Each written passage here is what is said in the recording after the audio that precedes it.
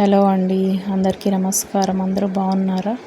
పొద్దున్నే చూడండి, మా బుడ్డది నాకు హెల్ప్ చేయడానికి కిచెన్లోకి వచ్చేసింది. ఏ పని చేస్తుందో ఒక చెయ్యి వేయాల్సిందే, లేకపోతే గడవదు ఆ పిల్లకి. ఆ రోజంతా అలా గడిపిన తర్వాత సాయంత్రం అరవింద ఐ హాస్పిటల్కి వెళ్ళాము చెకప్కి. అక్కడ బ్యూటిఫుల్ వర్టికల్ గార్డెనింగ్ ఫార్మాట్ దొరికింది. బాగుంది కదా. ఫోటోకి నిల్చుకోవే అంటే నిలబడట్లేదు మా పిల్ల. అక్కడ ఆ వర్క్స్ కూడా చూసుకొని మన తిరుపతిలో ఉన్న ఇంకొక అద్భుతమైన ప్లేస్కి వెళ్ళాము. ఈ ప్లేస్కి ఈవినింగ్ టైంలో వెళ్తే సూపర్గా ఉంటుంది. మీరు ఎప్పుడైనా తిరుపతికి వస్తే మాత్రం ఖచ్చితంగా విజిట్ చేయండి, అస్సలు మిస్ అవ్వద్దు.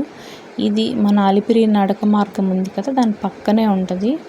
అంటే ఇంతకుముందు అంటే ఆప్షనల్గా ఉండేది, వస్తే రావచ్చు లేకపోతే లేదు. ఇప్పుడైతే మొత్తం బ్యారిగేట్లు కట్టిపడేశారు. చచ్చినట్టు మీరు ఈ గుడిలోకి వచ్చి వెళ్ళాల్సిందే అన్నట్టు కట్టిపెట్టారు. కానీ గుడి మాత్రం చాలా బాగుంటుంది.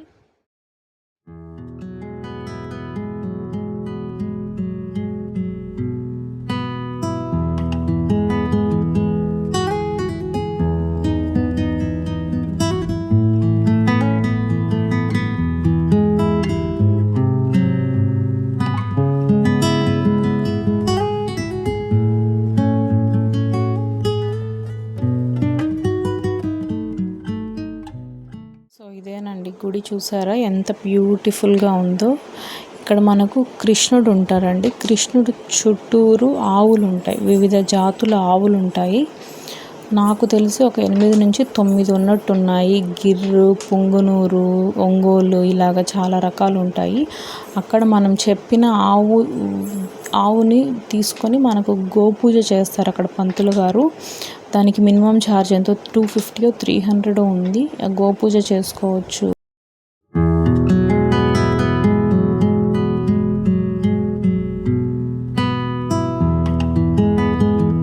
పైన కొంచెం ర్యాంప్లా ఉంది కదా, పైకి వెళ్తే మనకు అక్కడ గోశాల ఉంటుంది.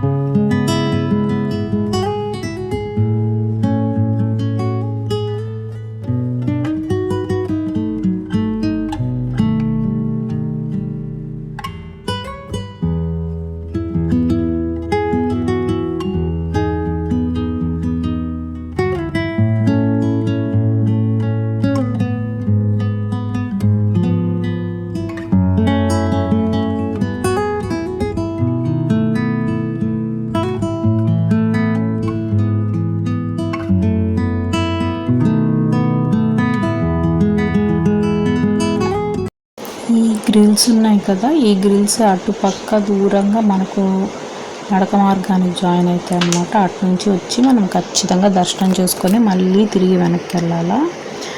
ఇప్పుడు ఇక్కడ మేము వెళ్ళే దారి వచ్చి ఎక్స్క్లూజివ్గా ఈ గుడి కోసం కట్టినవి. ఈ ర్యాంప్ కూడా చాలా బాగుంటుంది. చెట్లు అటు ఇటు చూస్తున్నారు కదా. సో ఇక్కడ రైట్ సైడ్ ఉండేది అది తులాభారం వేస్తారు అనుకుంటున్నా. ఎప్పుడు ఏం చూడలేదు అక్కడ ఏ వర్క్ జరగడం. మేబీ మనకు గోవులకి తులాభారం ఇస్తారు అనుకుంటున్నా. అవి చూడండి, ఆ తక్కెడలు కూడా ఎంతెంత పెద్దగా ఉన్నాయో. మనకు ఒక ఆవు సరిపోయే అంత ఉన్నాయన్నమాట తక్కెడలు అక్కడ.